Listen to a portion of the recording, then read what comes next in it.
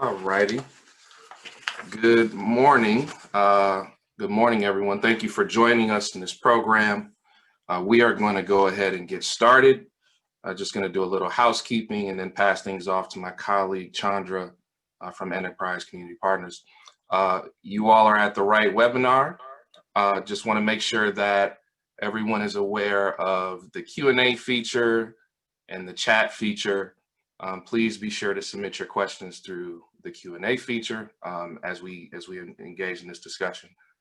But without any further ado, I'm going to kick things off to my colleague Chandra to speak on behalf of Enterprise Community Partners. But we're grateful that you all are here, and we certainly want to say thank you to all of the co-sponsors of this event. Chandra? Thanks, Amadou. Good morning, everyone. My name is Chandra Christmas-Rouse, and I'm a program officer at Enterprise Community Partners here in our Chicago office. Enterprise is a national community development intermediary that creates opportunity through affordable housing using capital, policy, and programmatic solutions. This conversation is the fourth in a series of conversations that we have been co-hosting with MPC. The series is about creating an equitable response and recovery that centers the communities most impacted by the housing injustices that COVID-19 has exacerbated and amplified. In our past conversations, this included renters, immigrants, and justice-involved folks. The message that we heard from the past three webinars was clear. Solutions will be insufficient if they are not intersectional, and we must center those most marginalized in our communities. Today is about moving the communities that we lifted up in the past conversations from the margins to the center and building intersectional movements. We have an incredible group of speakers who will be discussing how exactly we do that and how we do that together. I want to thank you all for spending your morning with us, for working on these issues, paying attention to these issues, and creating change. If you're just beginning this work, thank you for choosing to spend your time with us to get more truth and more tools in how we do this work together. I will turn it back to Amadou to introduce our speakers.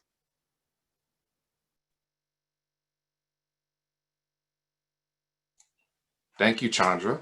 And again, good morning, everyone. I am Amadou Drame, the Manager of Housing and Community Development Policy at the Metropolitan Planning Council, or MPC. MPC is a nonprofit policy and planning organization that conducts research, advocacy, and technical assistance to support a more prosperous and sustainable and equitable Chicago region. We are thrilled to have such a great turnout, and every second I look up, I see that more and more individuals are joining us. And we know that this is going to be a great and interesting conversation. We certainly want to thank our event sponsors, Enterprise Community Partners, and the National Equity Fund.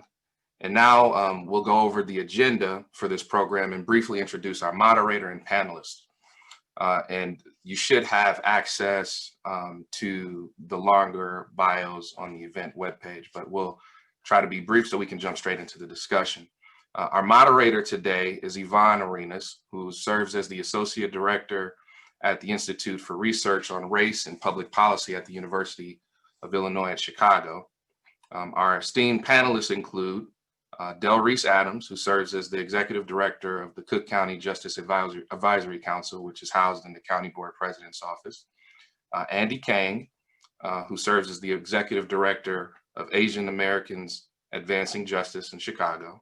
And Jawanza Malone, our good friend and the newly designated Executive Director for the Wiebolt Foundation. And again, just a couple logistical notes. This event is being recorded. And we will distribute a recording of this event as a follow-up via email. And we will be taking question and answers, as indicated earlier, from the QA box. So please be sure to use that feature. And if there are any questions that you want to ask, just pop them in there. We'll also keep an eye on the chat, try to keep things, maintain some decorum. And then we'll try to wrap up promptly by 11:30 a.m. So we'll be punctual here. But without any further ado, I'd like to pass things off to our moderator, Yvonne. Yvonne, take it away. Thank you, Chandra, and thank you, Amadou. And welcome to our panelists and to those joining us today for this conversation. Today's webinar is building on earlier MPC events that discuss the intersectional aspects of the current COVID-19 crisis, as Chandra noted. The focus of our conversation today is going to be on how we shape what comes next and how we build towards greater racial equity. However, because there is no going back and no going forward without looking back, I wanted to begin by briefly noting some of the themes that have surfaced in earlier MPC events discussing the intersectional aspects of the COVID-19 crisis in housing so that we're all on the same page. Now, in this discussion, some of the issues that arose involved how the rates of COVID-19 infection and death among Black and Brown people highlight inequities in access to healthcare due to disinvestment in those neighborhoods that are putting those communities at higher risk of disease and mortality in general, well before the pandemic. Panelists also pointed to how layoffs and business shutdowns as a result of COVID have created an economic crisis that has hit Black and Brown communities particularly hard. We see this in high unemployment numbers, but also in the overrepresentation of Black and Brown people in lower paying jobs that have been deemed essential work, which put them at higher risk of exposure while offering little in the way of an economic safety net.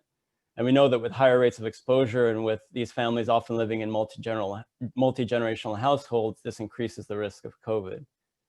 Another point of focus in the MPC series was the racial reckoning that the killing of George Floyd by Minneapolis police ushered in, and the spotlight it brought, yet again, to the long history of police violence against Black people in our country.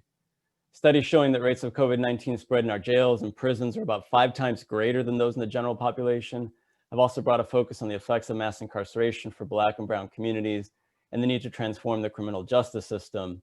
And the discussion around the fact that a lot of the laws that continually and perpetually punish folks that were formerly system involved keep them from gaining stable housing also came to the forefront there.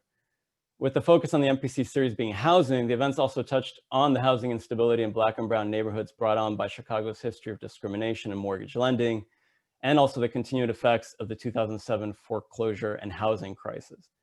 On top of this, it is estimated that 30 million Americans are at risk of losing their homes when the eviction moratorium ends on December 31st, the majority of which are Black and Brown and low-income households. So the bottom line was that no matter whether we're looking at health, employment, criminal justice, or housing, the pandemic has exposed longstanding racial disparities and made existing inequities worse. So with that, I want to turn to our 3 panelists and begin by asking all of them to touch on this current moment as we look ahead. So for everyone, we're entering that 9th month of the pandemic. We're seeing a frightening spike in cases. So to begin, maybe we can talk about what, if any, are the lessons we've learned so far. How is it that we might mobilize what we have learned, and what additional resources are still needed moving forward? And Juansa, perhaps you can kick off the discussion around that. No, thank you. And thank you for inviting me to participate in this panel. I really appreciate it. I think you said it. We're experiencing a spike. And so that the fact that we have higher rates of infection, higher hospitalization, higher deaths, tells us at one level, we haven't learned a whole lot. But when we look at the fact that we have increased numbers of illegal lockouts and evictions taking place, while there's local moratorium, as well as a federal moratorium, we have increased homelessness, pending foreclosures. We saw this coming months ago. But the fact that we're here and people are being forced into the street through no fault of their own indicates that we haven't learned a whole lot. We are still continuing to do the opposite of what Chandra called us here to talk about, right? Like, how do we actually center the people who are most connected to these issues? We have all sorts of expressions we use: people most impacted, people most vulnerable, people on the ground, right? And so we speak euphemistically about who these people are, but we still at the same time make them invisible. And I think that's the problem. And this is why we find ourselves in these multiple crises. We have private equity firms going whole hog in raising capital to be able to purchase as many properties as they can, because they know homes will go into foreclosure. In fact, there is a real estate journal that released an article in October that actually had part of the pitch to potential investors that this is the time where you have, I'm forgetting the expression they used, but basically you have homeowners who are motivated to sell. And so they have a scheme set up where they go in, encourage the homeowner to basically sell their property to them and then rent from the people they just sold the home to, right? This is what Wall Street is doing right now. And so while the average US resident is struggling and saddled with fear about eviction, you have Wall Street and these hedge fund managers raising money and making money off the misery of, again, the average American resident. So I would say we haven't learned, not just from this moment, but from the foreclosure crisis, where these same people virtually collapsed the global economy, right? And so I don't want to keep going on and on, but when we look at what's happening here in Illinois, where 1 out of 4 households is literally paying more than half their income on rent when they were working, right? Just think what's happened now that people are out of work, right? Their businesses, their jobs have shut down. How are you going to make up that loss of income to be able to continue to pay your rent? And so while the state has appropriated money that they estimate will serve 30,000 people, in Illinois right now, you have close to 800,000 people at risk of eviction because their job is shut down, they've had reduced wages. That's a huge jump from 30,000 to 800,000, right? So we're talking about virtually all those people not getting any assistance, and our elected officials knowing there's no way they're going to provide assistance for those people, right? And so I would just say, in wrapping this up, we cannot have government that knowingly allows people to suffer, families to suffer. There has to be more that's done to actually center the harm that's being done in this moment. And looking the other way while this harm is committed is in fact continuing to do that harm. And so there's things that could have been done, right? We could have canceled rent, deferred the mortgages, and that 30,000 people that would be getting assistance could in turn be some of these property owners who need to still pay their water bill, right? Still need to pay property taxes. That way the money would have stretched farther, and we would have local governments who are still able to bring some money in to keep services going. But again, because the influence of the realty lobby, right, and our elected officials wanting to make sure they get made whole and forgetting about everybody else, we're in this massive situation where nobody's going to leave this unscathed. Yeah, if I could just add to what Jawanza talked about, I mean, he's absolutely correct. We can always do more, but I'm speaking on behalf of Cook County government, and I will say that we did learn a lesson, a valuable lesson from the '95 heat wave, in which it was devastating for communities of color and vulnerable communities. What we did learn was that, and Cook County Board President, to her credit and leadership, that we had to center a response around our emergency management regional services, of course, but around equity. And so what the county did in terms of the support that we got from the federal government, which was nominal and didn't stretch far enough, is what Jawanza is speaking to. We did make sure that those investments were delivered from an equity lens, that we were able to address some of our most vulnerable populations. My office is the Justice Advisory Council, and one of the things that we were really instrumental in upholding is through our plan for housing. We made sure that justice-involved people were at the table. I cannot speak for other government entities. We were trying to find housing resources. The county, from what I know from our providers, was the only entity that actually stood up isolation and quarantine units for justice-involved people. We actually invested funding from the CARES Act dollars to do emergency housing for those that were being released from the jail or who were facing homelessness in community as they were at the same time trying to navigate this pandemic. So there, of course, is so much to be done, but you have to be intentional. And I would say that Cook County government tried to be very intentional about understanding the disparities in our communities, the vulnerabilities that already exist, and learning from a past emergency situation that we did not handle to the best of our abilities at that time. So there's much more improvement to be done. We have to have impacted communities at the table making these decisions. But I will say that we try to be intentional about centering racial equity in disbursement and resources.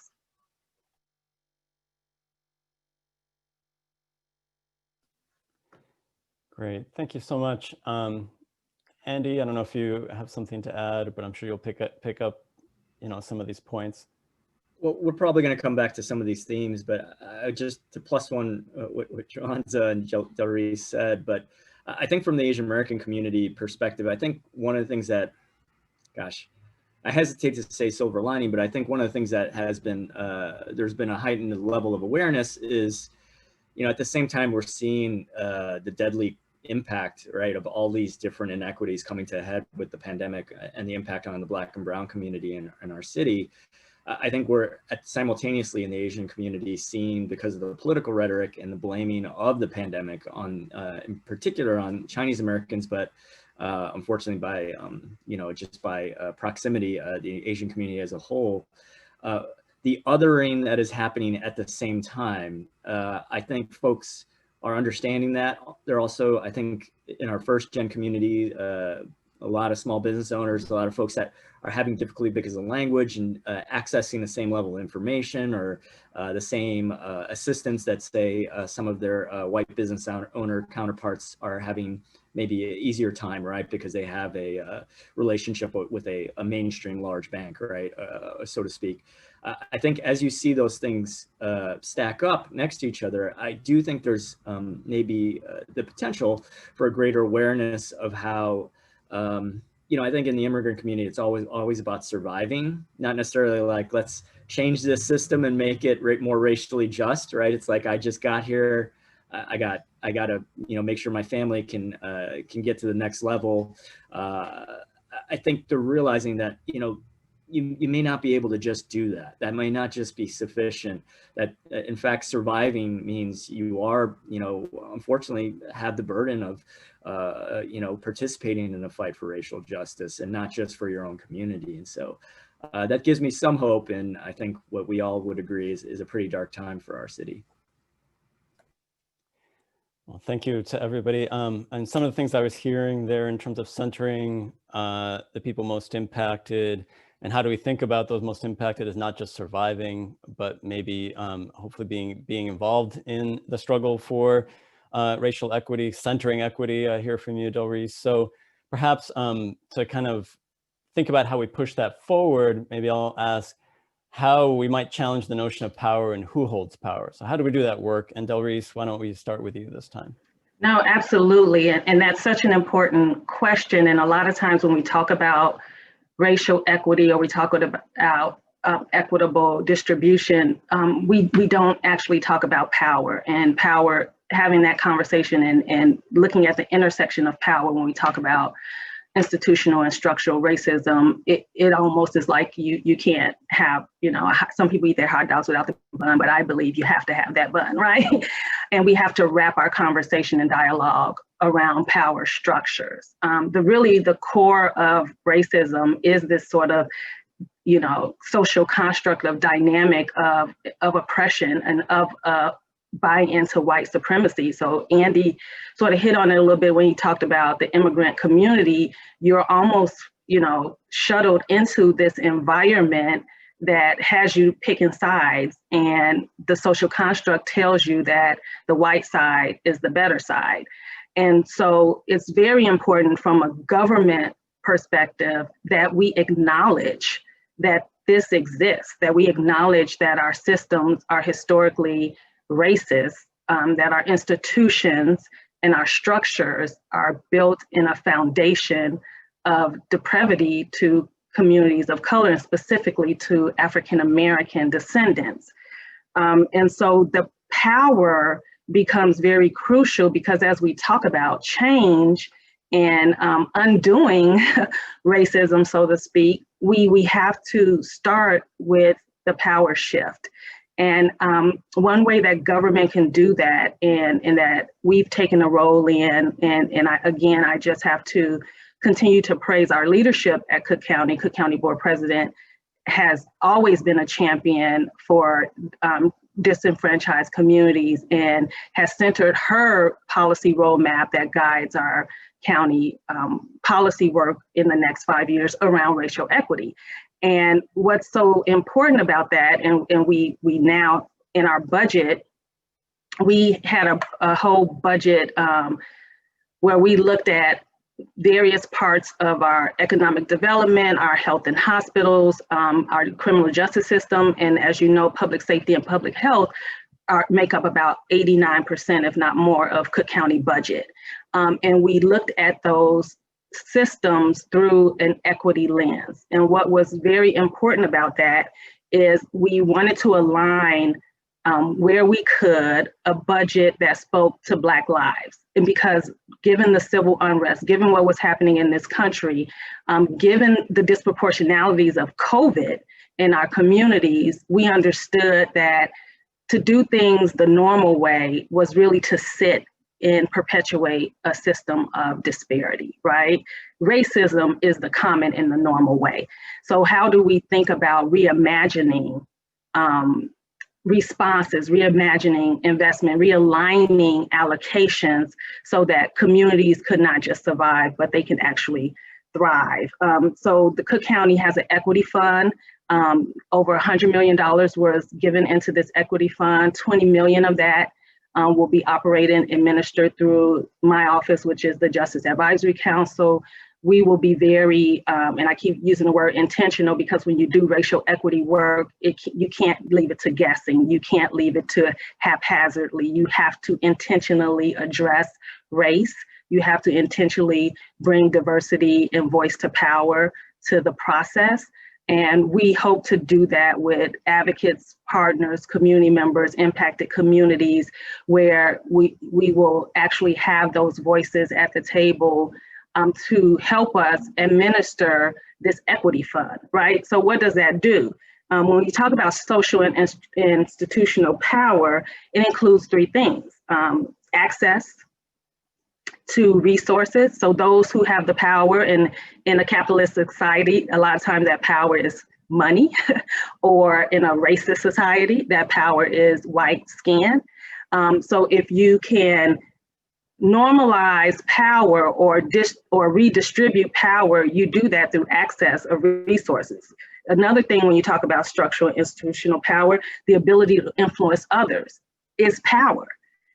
If your voice can be heard with decision makers, if you have the ability to influence policy and change mechanisms in the way that systems operate, that is power.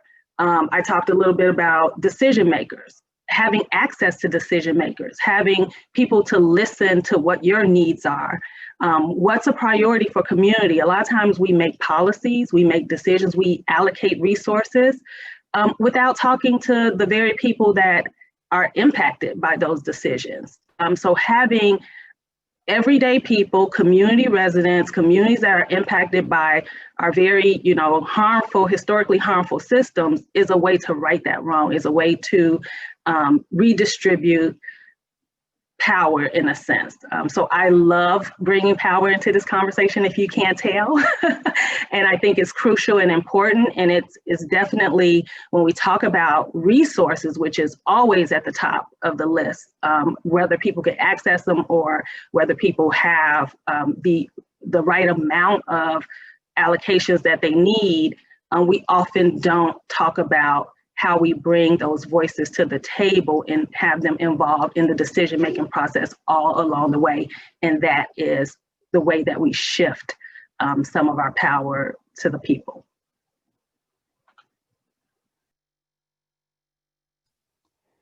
Thank you, Delreese. And I guess, maybe for Juans and Andy, I'm gonna kind of connect this to another theme that came up in some of our earlier discussions. Delreese is touching on, at the institutional level, getting those community voices, right? Getting the people most impacted to the table. And I'm wondering, how do you see that kind of in between happening? Who is gonna in the future be advocating for the people most impacted in order for them to bloom, to flourish, to grow into liberation? What are the tools that we're gonna use to get to those safe and thriving communities, and connect the things that Delreese is talking about to the very neighborhoods where we see the most disinvestment and inequities? Yeah, so I think this is also maybe less spoken about as a challenge as far as how white supremacy, or for those people of faith, sin of racism, is just seeps through all our different institutions, and that's even in the problem solving, right? And what I mean, and I would include my own organization, nonprofit sector as well, is that we have our Kinetic Youth program that our youth organizer does, and the thing that I love, it's a lot of energy, so I take it in little tidbits, but is that the youth, when they talk about their vision for our city, it's a huge, beautiful vision, right? And something happens to us as adults as we get older. We're like, that's nice, but that's not possible because of X, Y, Z, and this thing, and they don't realize this is how this works. And I think one of the things that I personally try to challenge myself is that is, to some degree, me just accepting aspects of our white supremacist society, right? Whereas they have not yet conceded that. And I think that that's something that who we listen to Delreese's point of view, as far as what is the goal, the overarching framework of how are we going to set these things right, that we know in our city's history, these things happened. So when we look at a particular problem now, it's not in a vacuum that would lead to a different type of decision, as opposed to understanding the story behind it and trying to set things right. Will require a lot of sacrifice, right? Anti-racism as a mantra of good government is expensive, because it took many, many generations and years to get us to this point. So to undo it, it's going to cost. And it is, we're not going to pretend that it's not going to cost sacrifice from those folks that maybe have benefited up to this point, right? And so I think someone mentioned TIFs. I don't want to go down that rabbit hole, but TIFs is a perfect example of, if you look where the accountability is, where if you look at how easy it was for some places like the 78 and Lincoln Yards to get that money, and you can debate those, but I know of certainly other projects that are incredible, life-changing projects in specific neighborhoods on the west side and the south side.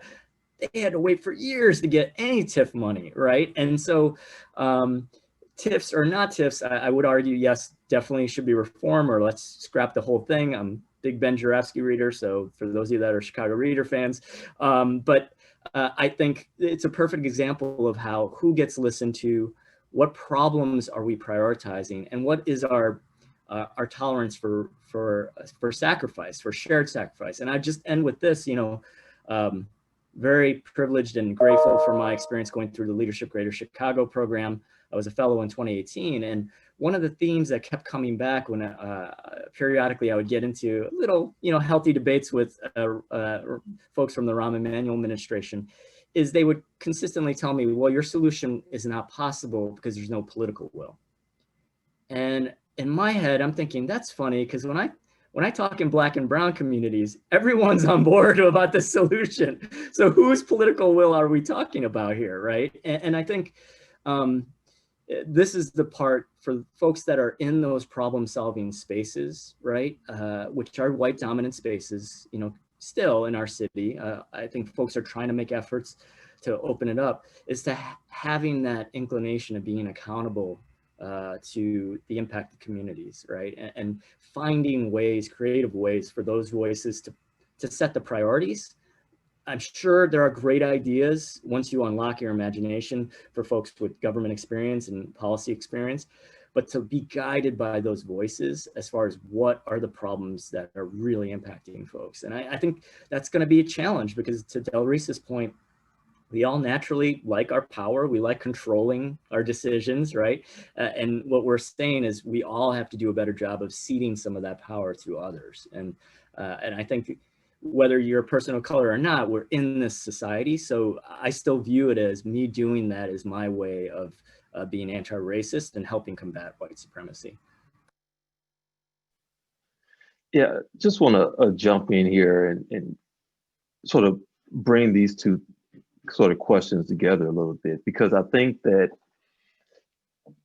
I mean, this is the crux of the matter, right? And I would say that power belongs to the people who have a clear sense of what they want and are willing to fight to get it. And that's the starting point, right? We need power, but we also need a collective vision of what that power ultimately gets us, right? That collective vision is done through bringing people together and recognizing that we have to reclaim the power that we've given over, we've turned over, we've abdicated to people who frankly don't represent our interests, right? I don't want to make it sound like I'm ragging on our elected officials. To some degree I am. I think they don't necessarily do a good job representing our interests. But we have to be willing to ask ourselves, what's the goal, right? What is the power the goal, or is it a means to an end? And if we define power as the ability to turn our thoughts into reality, we have an opportunity to open up new possibilities about what we should be doing, how we should relate to each other, and who public assets belong to, right? Andy brought up, I think, a really good point, and it gets to this matter of what is power and who has it. My brother G2 Brown regularly, when he's speaking to an audience, asks people to raise your hand if you had to fight to get a grocery store in your neighborhood, right? Raise your hand if you've had to fight to get a quality public school in your neighborhood. Raise your hand if you've had to fight to get a quality medical facility in your neighborhood, right? And most of the time, nobody's raising their hand, but they have these things, right? And so the point of who has and who doesn't is, yeah, it's connected to power, but it is, again, that power is just a means to an end, right? You have people who control the narrative, who control the flow of resources, because they have a target audience they want to make sure get what they deserve. And so that means that if my community has to suffer as a result, tough, right? And who then steps in to say, no, that ain't right? Who does that work? And I would argue it's our job to make sure that happens, right? Elected officials are entrusted with that power, right, to use that word, but they don't use it for our benefit. And so we have to recognize the power that we hold, right? When we're born on this planet, there's power that we have, right? And so the ability to fight for what it is that we know we need is power we have to exercise. And to get back to sort of who is, how did you put it, Yvonne? Who is advocating for the blooming and the flourishing of these advocates, right? Like, that's what we are supposed to be doing. I think the people who joined this webinar are either they're doing it or they're interested in doing it, right? And they're looking for these spaces where these conversations are happening as they think about what it is that they'll be doing. And just to wrap this piece up,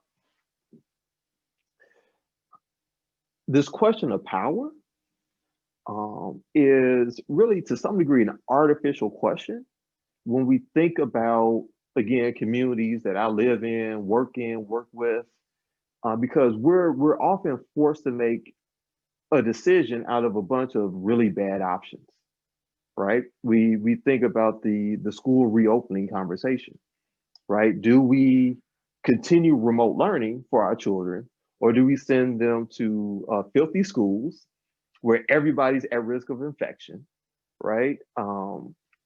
At the same time, you have parents with wealth who are able to have their children in facilities that they know are sanitized, where you have small sort of pods of people where they're able to socially distance. And that's not even part of the conversation. You know, we have all these schools that's been closed that are just sitting vacant. And where's the conversation about reopening those facilities so you can have smaller classes, right? There's been news report after news report after news report after news report about how this contract with Aramark is leading to filthy schools and bad food options, right? Where is that changing, right? Is that contract more important than the lives of our children, right? The county budget, and this, you know, I'm not trying to call anybody out here, not at all. That's not what this is for. We have Providence Hospital that's been hollowed out year after year after year. Just a medical facility on the south side of Chicago, a historic facility, right? That is hollowed out, right? People go to Providence when they have absolutely no other option because all the resources have been taken out of the facility, right? And so when we, again, think about how we make decisions, who we're engaging in that decision-making process, and what the vision is. What is our vision for healthcare in the Black community in Chicago? At a time when you have 4 medical facilities say, we're going to have to close our doors. We're going to merge, create one mega hospital somewhere, we don't know where, right? But that's only happening in the Black community in Chicago, in the midst of a pandemic, right? There's a campaign right now to keep Mercy Hospital open. The Trinity Health said they're closing Mercy Hospital in February, in the middle of a pandemic in the Black community, right? And so who has the power to make that decision? Who has the power to change or influence that decision? But again, what is the vision? We can have all the power in the world, but we don't have a vision for what we actually need and what that looks like and who's engaged in that process of visioning for that future. I think we're missing the mark. Thank you, Juanza, and thank you, Andy, Del Reese. And that, I think, kind of maybe, hopefully, I'll be able to do a little bit of a job of connecting a couple of things. I asked this next question. I'm struck in a way, Andy, when you talked about not essentially listening to the youth within your own organization and not kind of falling into the complacency of, you know, with white supremacy and kind of buying into the fact that change may not be possible. And I hear, Juanza, you're saying we are all a part of advocating for those different futures, but we need to come together to create a vision and not just push, you know, for power and resources, but really with intentionality. Del Reese, you talked about that intentionality being or centering racial equity earlier.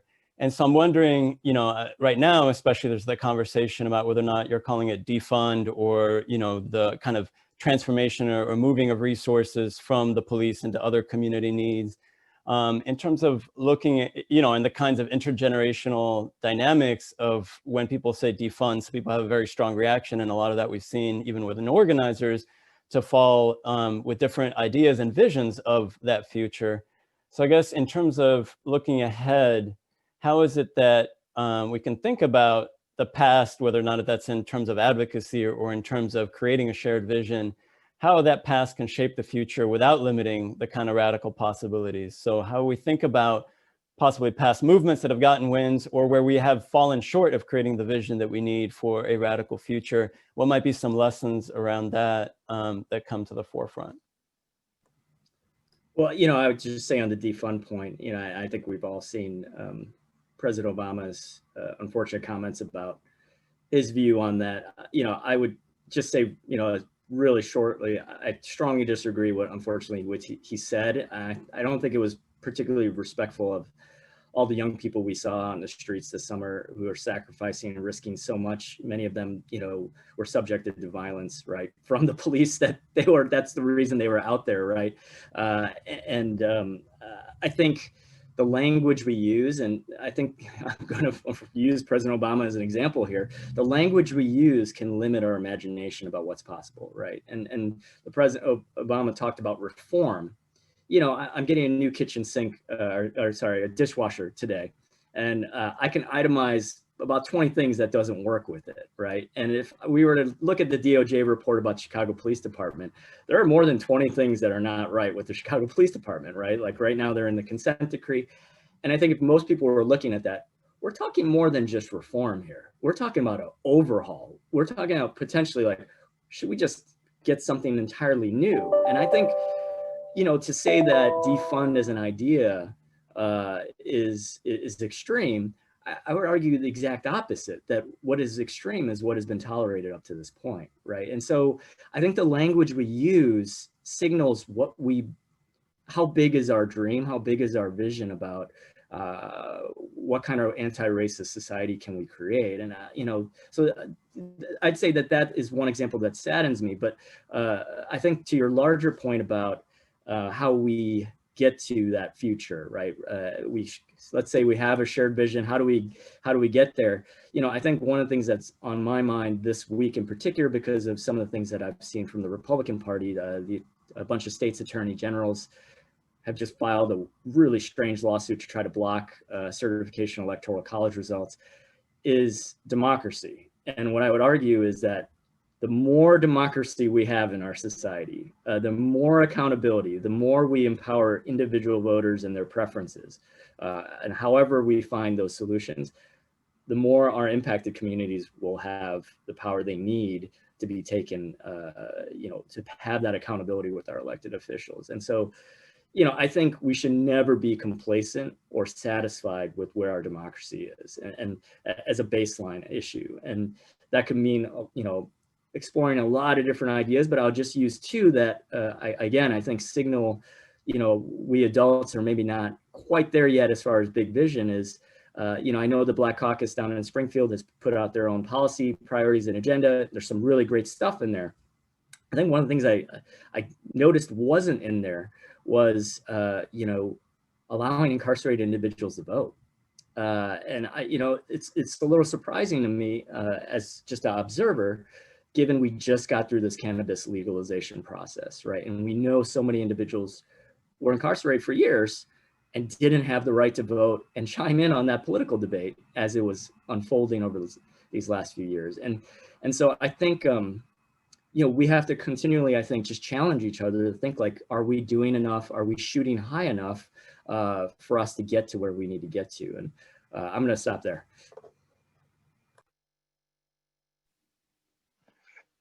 Yvonne, Andy, I think your point around are we shooting high enough is exactly the question we should be asking ourselves, right?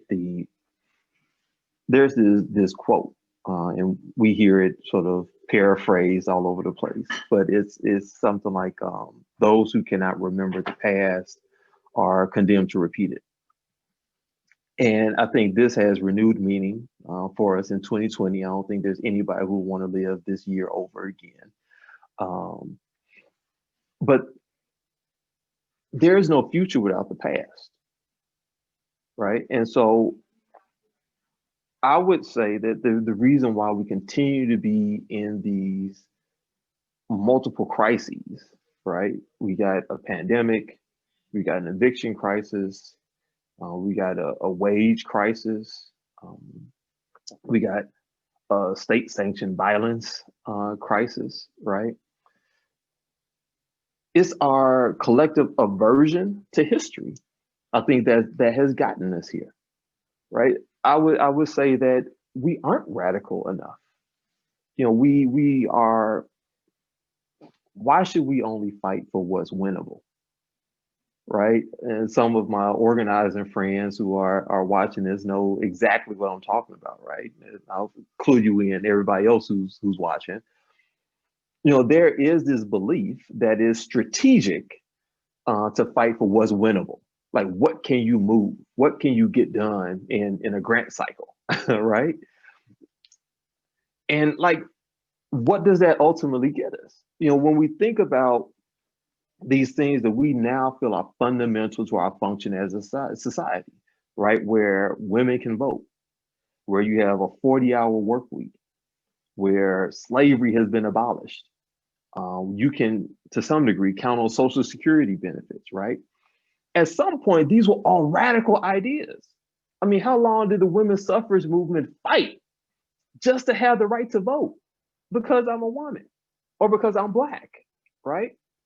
And so the institution of slavery, right? A legal institution that allowed people to make money off human trafficking.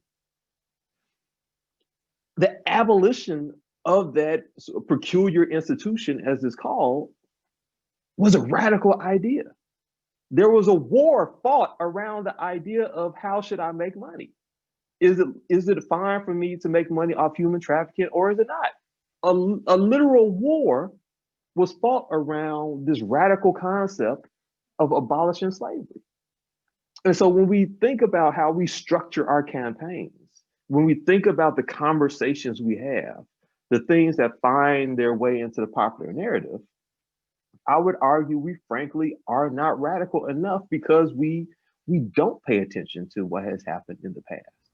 You know, we elect people who have very clear track records opposing the people, but because we forget that history, we forget they have a track record, we believe the new talking point that they've come up with to win their campaign, right? And so I would just say it is insulting to look in the face of a single mother who has lost her job because of the COVID-induced pandemic, recession, I'm sorry, and to say to her, it's not strategic to fight a progressive billionaire governor when he isn't doing enough to make sure that you're able to stay in your home. It's insulting to say, you know, this guy who is worth, you know, $3.3 billion, who is moving progressive legislation, but isn't moving hard enough on this particular issue that matters directly to you and your kids, you can't fight him. Let's figure out another way. Why? And again, I recognize there is no perfect person, right? And I'm not, I know it probably sounds like I'm ragging on these people. I'm not. I'm just making a point, just talking. But if that mother and her 3 kids don't have any other option, where's the harm in calling for greater accountability? And so I think the past has to instruct our future. And I think the past tells us we are not radical enough. I want to hear Del Reese, but I just have to mention, I have a lot of new staff, so that they haven't gotten sick of this yet, but I'm like a broken record in my organization. My favorite quote, and probably always will be till the day I die, is Nelson Mandela's, "It always seems impossible until it's done." Right. And, you know, Jawanza, 2 years ago, or more than 2 years ago, we were told that with Governor Rauner in office, don't bother with automatic voter registration. Don't bother pushing the Illinois Trust Act. We got them to sign both, right? We got Republican votes on both. And so you can always have a strategy, you know, like Jim Carrey and Dumb and Dumber. You got a chance, maybe not a great chance, but you got a chance, right? To win out and, and sometimes that's all you have and you got to take your shot, right? But Del Reese, I'm really fascinated what you have to say. No, Andy, thanks for, slowing me down, because I was going to just come after Jawanza and say, you are going after these people and don't deny it. No. But I mean, from both ends, so Andy, there's never going to be enough, right? In government, the wheels of justice, they just turn slow. Is that acceptable? No, right? And so you have to have people sort of fighting continuously. We can never rest on our laurels. The Senate bill that was passed in August of 2019 did give voter rights to jails, but that's just jails. So now people say, oh, we got that accomplished. There's not what you talked about, Andy, political will for prisons. Let's give it a rest. Let's give it 3 years rest. Or how long did that Senate bill take to get through all of the channels of government to get to a place where it could be voted on and then signed off by the governor, right? So I think the accountability conversation that Jawanza brought up is crucial, and we have to be held accountable at all levels. And community definitely has to hold politicians' feet to the fire, because we're civil servants. We work in the best interest of community, and we cannot rest. Semantics are everything, right? That's why the media is such a huge player in how we shape and frame just our social constructs in this country, right? And so the defund conversation, government is never going to be a leader around defund. There's just too much political, fallout from that. But where we can lead is in reimagining and reallocating, right? And maybe those words sound safer. And to your point, Jawanza, maybe in government, my struggle is not to get a collective goal around the word defund, but my goal is to get to the things that we imagine defunding will do. Putting additional resources in community, actually having people with clinical backgrounds and appropriate responses to mental health and behavioral health in our community, and not policing. Don't have the best mental health services for people in the county jail. It cringes me every time someone says the county jail has the best mental health services in the county. No, they don't. And if we have anything to do with it, they will not, because it's not an appropriate response to what we need in our community. So defunding is, to me, one action step to a bigger cause. And I think we do have to validate where our fighters are, where our advocates are. We have to validate that and not make people feel small for the way they are champion causes. So I do agree that we can have different languages and we could talk about things in a different way, but it's so crucial and important that at the end of the day, we say, what is our collective goal? And then we start to move in that direction, or we just really start fighting each other, or we don't have movement because we're caught up on, do you agree with my mechanism for moving this work forward? A lot of people don't like the word racial equity. I work, of course, with a lot of system actors and players, and some of them in our criminal justice system will not say that the system is racist. We can't say that. How can we say our system is racist? Because it is. Just say it. Just admit it. It doesn't mean you created it, but if you won't even acknowledge it, we can't even get to the point of starting to talk about solutions. We have to stay in the educating and awareness lane, and that doesn't get us anywhere. So I'm saying all that to say, I do believe there's an intergenerational difference in how we look at this work, how we look at the movement, and there's value in both voices. We do a lot of conversations around community, we want to know, how has the criminal justice system impacted you? And we do intergenerational conversations, and we always have the liveliest conversation between young people, I would say under the age of 40, and older people over the age of 65, when we get to those types of words like abolition, defund, civil rights. When we talk about Malcolm of Martin, we get into these really complex conversations, but we all end and land in the same spot. We land that what we have now is disproportionately impacting Black and Brown communities in an adverse way.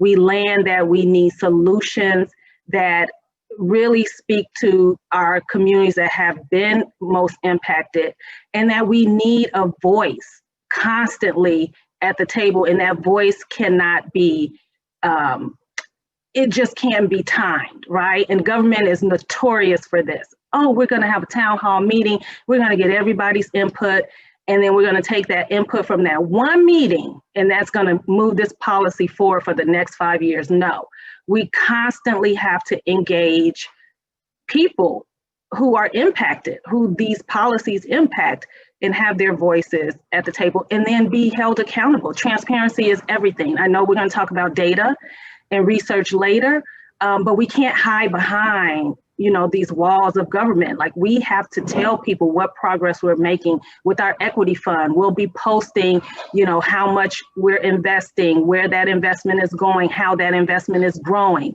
who had input on the decisions that we made to determine that allocation, because that is how we begin to shape a future that is inclusive, that really speaks to the needs of the people that are most impacted, and doesn't do business as usual in terms of our systems that we know are ingrained in the type of structural and institutional harm that we've experienced for, you know, since birth of America.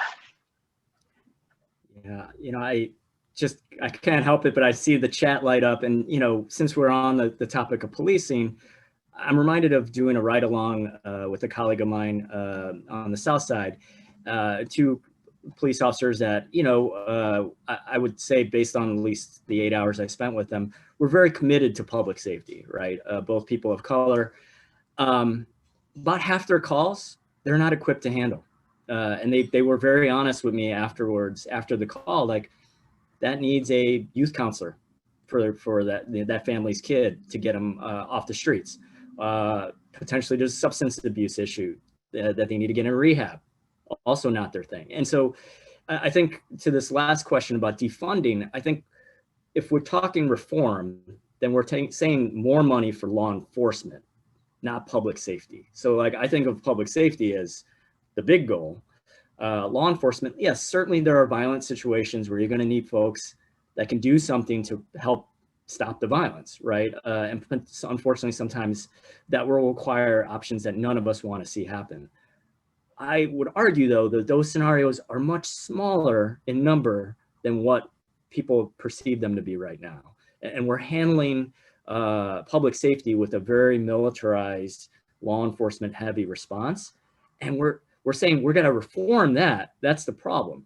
And so what I'd say is, to me, defund means, no, we're not going to sink more money into there. We're actually going to sink more money into these other things, so that, you know, some of these police officers, you know, they're very brave and well-intentioned, but they're showing up and on the scene, and their mission, they've already failed because it's an impossible mission. They don't have allies to address the problem, that by the time it gets to them, there's nothing. I think, Joanza, you said nothing but bad choices. This officer has two choices: arrest or don't arrest, right? Oftentimes they don't have it within their ability to get preempt these problems before it gets to them. And I think, you know, well, I'm never going to get the FOP to see it my way, but I would argue to them that they're being set up for a failed mission. That the tools they've been given and the mission they've been given don't match, and that what they actually want to see is more allies in other public safety, you know, areas of the larger strategy that I think all agree needs to happen. That they're being let down because those in decision-making positions aren't equipping those other places to have what they need to be effective. And you know, I agree with Delarice. If a defund, the word trips up people, we do need to level set and figure out how we bridge to other people, but let's not water down that vision. I think the vision stays the same. Yeah, Andy, I agree with you. Like, Black Lives Matters, how many years ago, if you said it, you had to whisper it, you know, because it was just, it had such political power against it. And you felt like, wow, I can't move forward if I say it. And now we are, you know, we're saying, I'm Black and I'm proud, very loud, and we're saying it as Black Lives Matter. So I hope you're not getting like, don't say it. I'm just saying, don't look to government to lead with defund.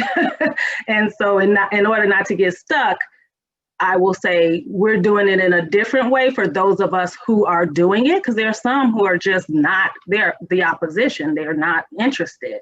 Yeah, in the immigrant community, we had the same thing with Abolish ICE, and not everyone understood that. What we're really arguing is our immigration system has always historically been based on white supremacy, and if you weaponize it and militarize it, you know, you get really, really harmful impacts on families, right? Yeah. Well, thank you all for that. What I'm hearing too is, you know, that importance of a radical vision that can bring people together in a way to then push for governments and accountability in order to change systems. And then that way moving kind of resources in that way to the communities most impacted. And so I know we're kind of around 11, so we'll turn to the audience questions in a moment. But before getting there, wanted to ask, you know, we are at this transition point at the federal level. And yet Chicago, there's been for so long and continues to be mobilization at the local level, really pushing for this kind of change. And so as people start to hopefully add more questions to the Q&A, wanted to see what issues or campaigns are energizing you and your organizations for 2021, or maybe another way of saying that is how within your organizations or within campaigns you're working on, how are people being mobilized to be more intentional in interrogating these issues in an intersectional lens so that we can get to that kind of collective radical vision?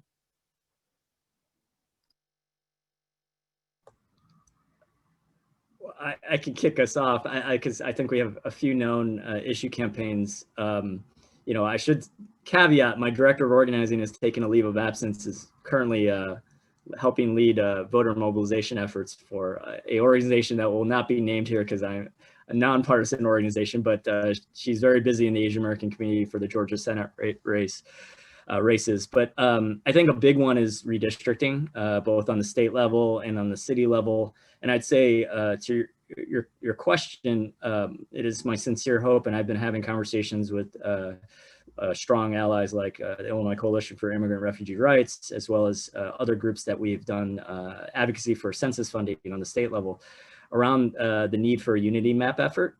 Now, redistricting in our state can sometimes be a very closed off backdoor process. So, you know, I don't know we have a guarantee of how much that unity map effort will be able to make it to Del Reese's laying out of the power, how much influence we're going to have in that process. But we're certainly, I think, want to try and do so that different neighborhoods aren't pitted against each other, that we're looking out for each other as far as we all want greater accountability. We all have a range of issues, affordable housing definitely being one that impacts citywide so many working families.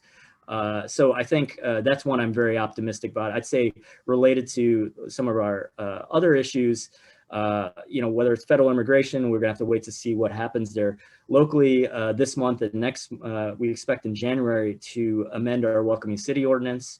There are some exceptions to it where our Chicago Police Department can work with federal immigration. Those exceptions really were held up. We'd like to eliminate them. It was held up because of Trump administration threatening City of Chicago and litigation, but that has since been resolved, both in the courts and in November. So we're looking forward to that and working with Mayor Lightfoot and the City Council and getting that done. But I'd say on the macro, we are pushing Asian American school history curriculum that my affiliation partnered with PBS.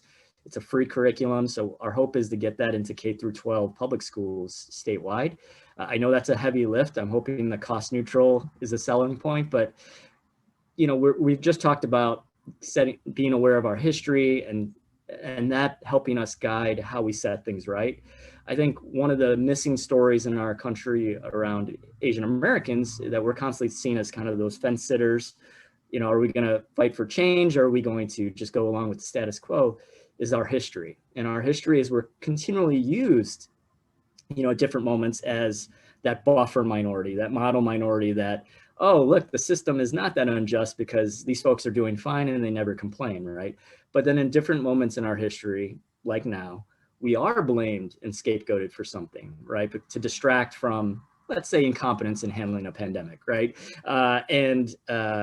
those have deadly consequences, right? And often do lead to very xenophobic policies that later on our country looks back on and with shame and embarrassment, but then we keep letting it happen again and again. And so we think that that story is not just important for Asian American youth to learn in their schools, but my hope is, given we're the fastest growing population in the state, that others would start to connect the dots and how our different stories are connected and our different stories of oppression are connected.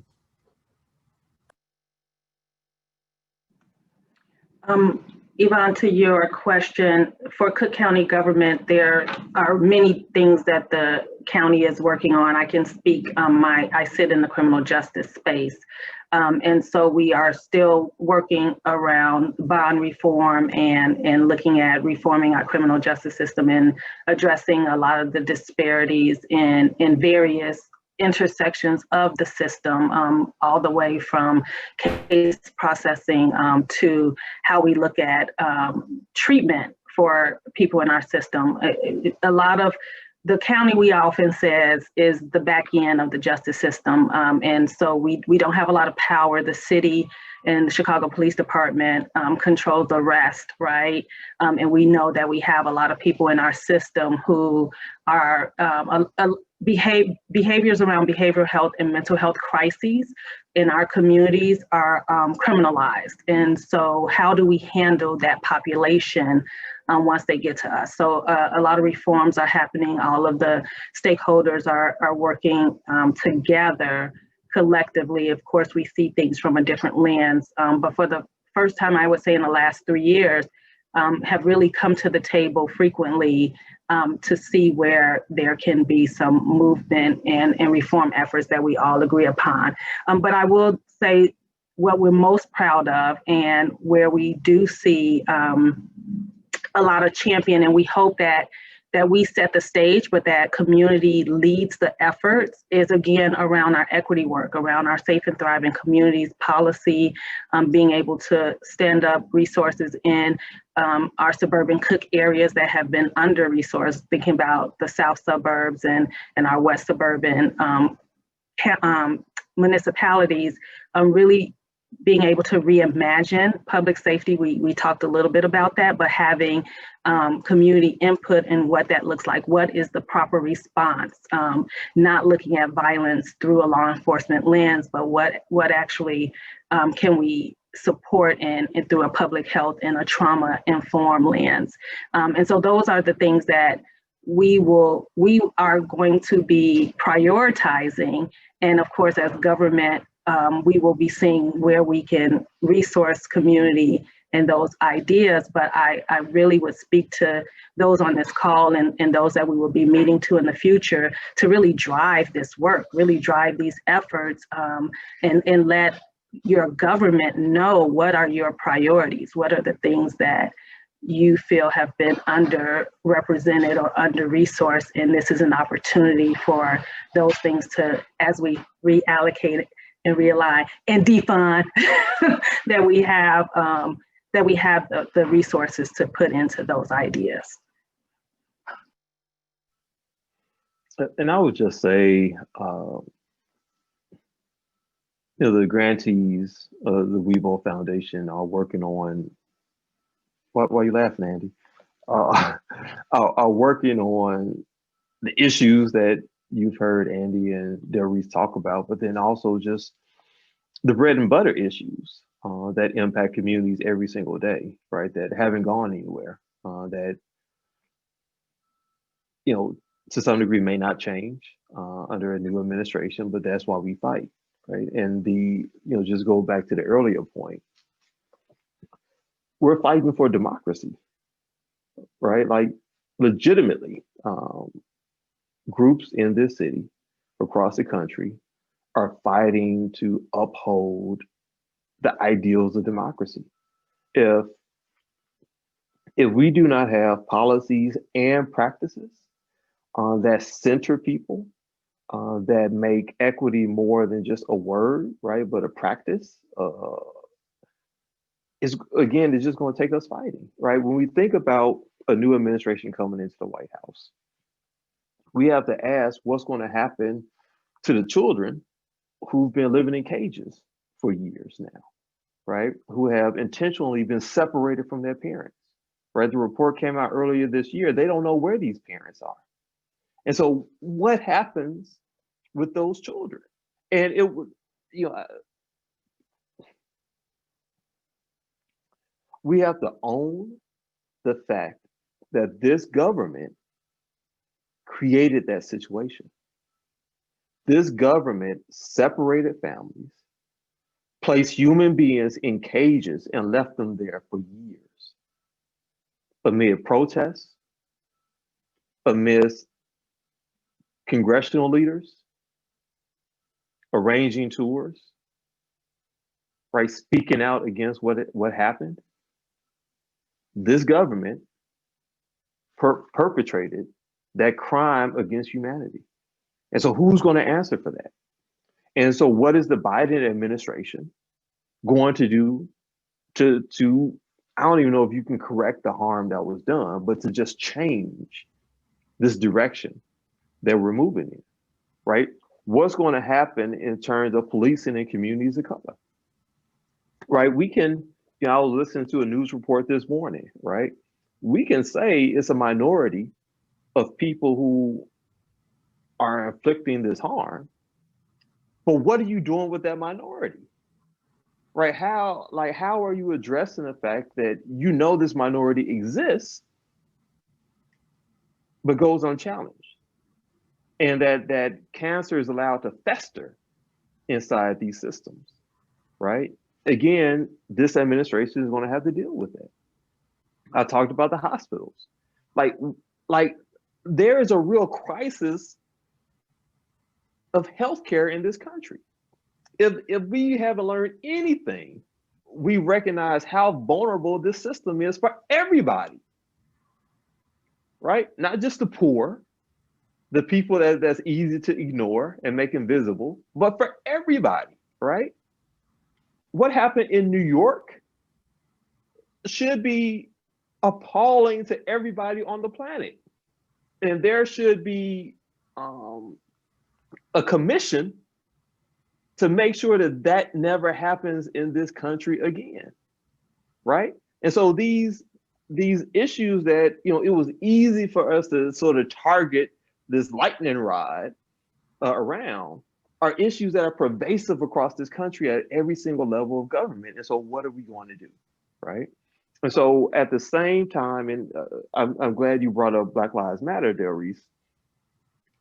At the same time, we had Amazon putting their impact statement, their solidarity statement on their website. You have Jeff Bezos having people working in warehouses in unsafe conditions and making the decision not to change any of their practices to make it safer for the people who had to work there, right? And so at the same time, we have our congressional leaders wanting to hold big tech more accountable. We can't forget, you know, around privacy issues and that sort of thing, and campaign fraud and disinformation. We can't miss the fact that there are still everyday bread and butter, basic worker issues at some of these places, right? And so as we all hold on to hope that a new administration is going to change today, we can't forget the things that matter to the people we live and work next to. Oftentimes don't get addressed in these conversations. Thank you, everybody. I mean, and what I hear there is there's, you know, all the passion comes through and all the different ways that that we need to change, all the different campaigns that people can get involved in and help lend their voice and their energy and work. So there's a lot of work to do, and that it's incumbent upon all of us to get to that work. So turn to some of the audience questions. And one of them is about housing. And I think, you know, it's a specific question, but I think we can think about an answer that may be a little bit broader. So the question is, you know, what would be a way to have affordable housing in condominiums by making units designated as affordable so that both their property tax assessments and condo fees are adjusted accordingly? So in other words, or take that or think about how do we get to affordable housing in all parts of the city? You know, maybe breaking up some of the segregation that we have, and also, creating a different capacity for affordable housing in Chicago. Yeah, that's a great statement. And it speaks a little bit to, as we begin, I know for the county, a lot of our investment has been earmarked for housing. But what that looks like is still, some conversation, some planning. And I've had a few meetings with Commissioner Johnson, who many of you know is in the Austin area. And he is speaking to that point specifically of how do we create programs that will give people the ability to have supports.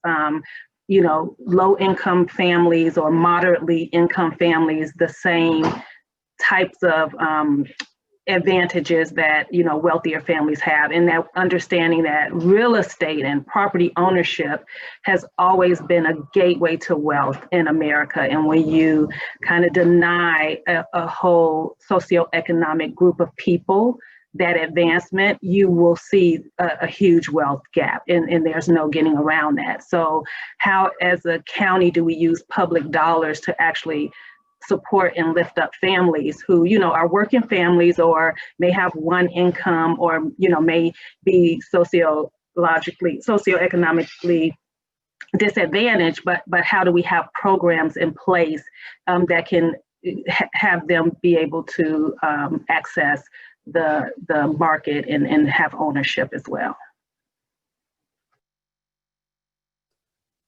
That's great. And then another question that comes up that, I think we could take to housing, but just more broadly. Someone was wondering if there are any existing strategies that people would see that have been effective in making households more resilient to this financial crisis or to a financial crisis. How do we start to help to support those most vulnerable in terms of getting them to be more resilient in this moment? Chwanza, you look like you got something. I always got something. Go ahead, Andy. I was just going to say, I really sincerely hope those stimulus checks come out. Not that those are a cure-all, but folks are really hurting. But yeah, go for it, brother.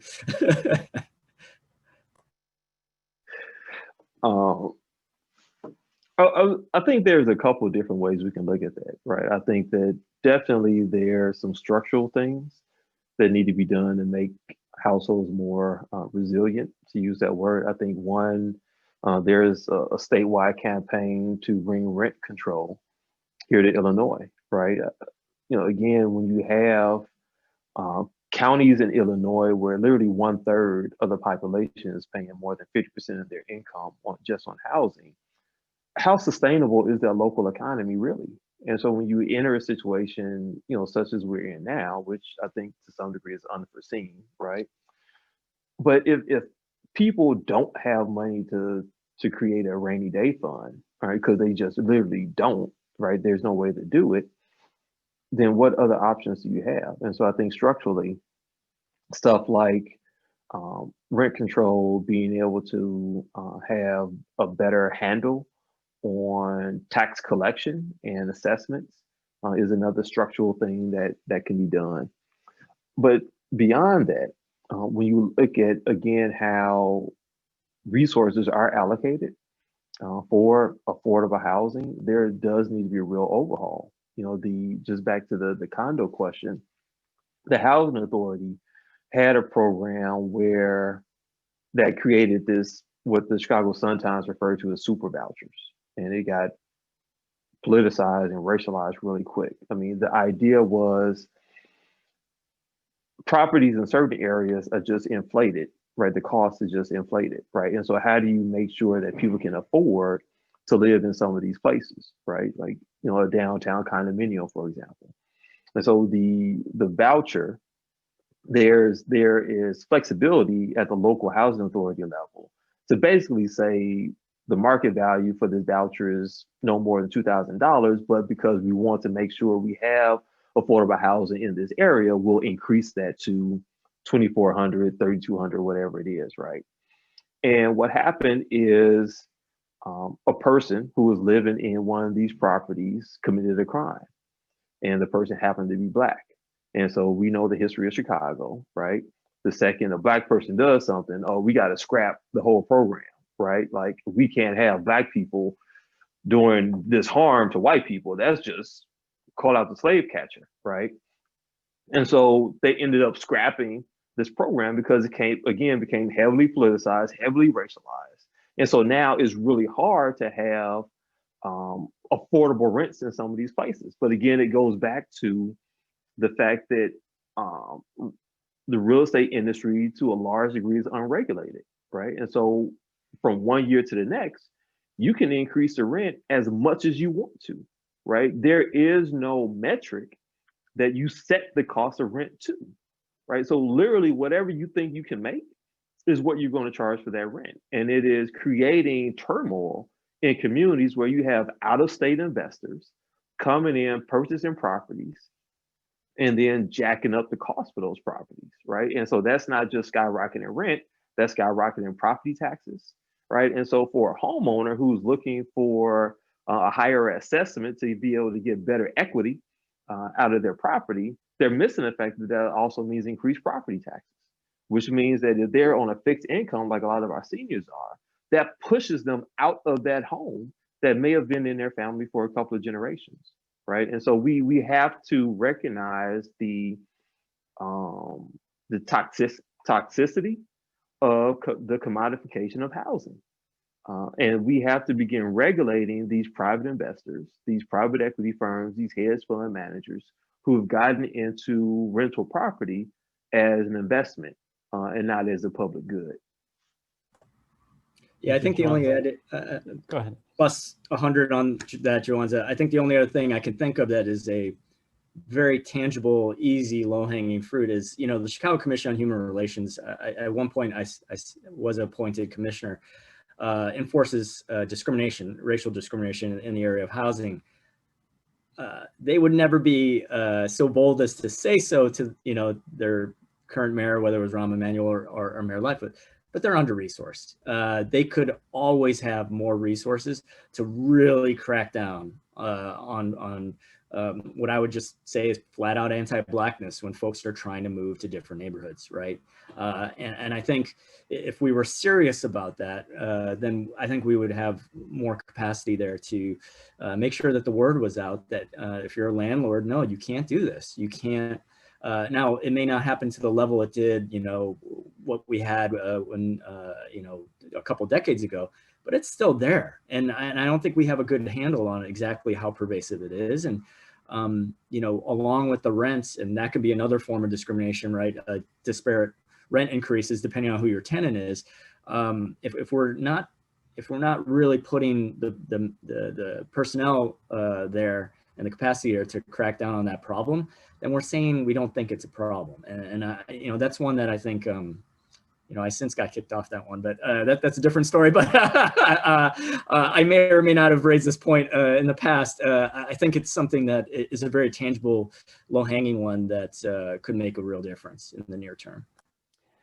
Thank you, everyone. And I know this is unfair because we just literally a minute each, maybe even less. But speaking of the kind of courage to be bold, a last question here that we have is, what would each of you, with the different backgrounds that you have, the different day-to-day interactions that you have, recommend for bringing up these kinds of topics in spaces where they aren't necessarily as welcome, so that one doesn't become overbearing and people are willing to listen? How do you plant the seeds, so to speak, in new audiences? So how do we start to do a little bit of that courage and bold work?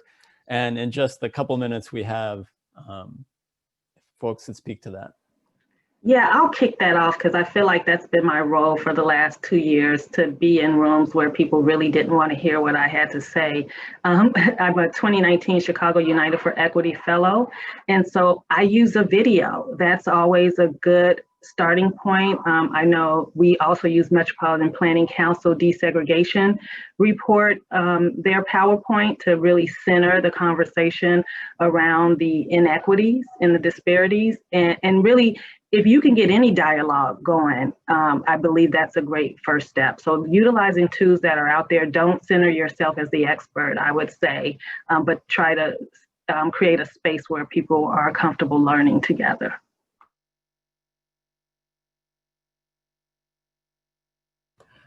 I would say, we had a lot of this conversation during the transition process that I participated in for then Mayor-elect Lightfoot and on the Racial Equity Committee.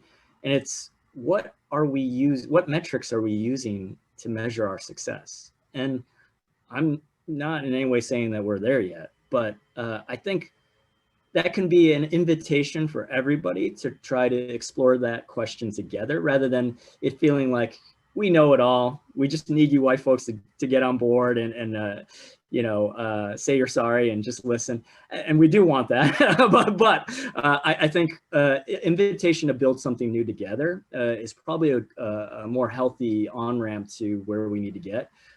And let's pick measurements for success that actually work for everybody so that, in this moment when people are seeing the disparate impact of COVID, and we have that opportunity because their eyes are open, inviting them into that conversation. Yeah, I would say use the data. I mean, there are some really good reports that are coming out. Reese mentioned the MPC report around the cost of segregation. Yvonne put out a report last year that was phenomenal. I think that there's some really good research that's taking place. And so using sort of those tidbits to just say, hey, I saw this stat. What do you think about it? Like, what's driving this? What is pushing, 300,000 Black people out of the Chicago area? Like, is it crime? Is it housing? Is it employment opportunity? Like, what is it? And just, maybe just coming at it from that way. Just again, this number says this. Do you think this number is right? Well, thank you to everybody. Thank you, Andy, Juanza, Del Reese. It's been a pleasure just to be in this conversation with you. And, for everyone in the audience, just there's a reminder that this, for those who aren't in the fight, get in it. The future starts today in some way, and we all got to make it happen. And with that, Amadou, I'll turn it back to you to close us out. But thank you, everybody, and thanks to the audience as well. Well, thank you, Yvonne. That was a phenomenal discussion. I think the measure of success for a webinar is whether or not there are real tensions that surface in the discussion, and I think that we were able to lift up several of them. But I can't tell you how many compliments, text messages, chat messages I've received personally about how real this conversation was and how plainly we were able to speak about some very substantive issues. So I definitely want to give a round of applause to our panel and moderator. But this panel has been phenomenal. I want to say a special thank you to everyone for participating and joining us. As a reminder, this recording will be posted and we will follow up via email with it to all of our viewers. But again, special thanks to our sponsors, and everyone have a wonderful day. Enjoy yourselves. Thank you. Bye-bye.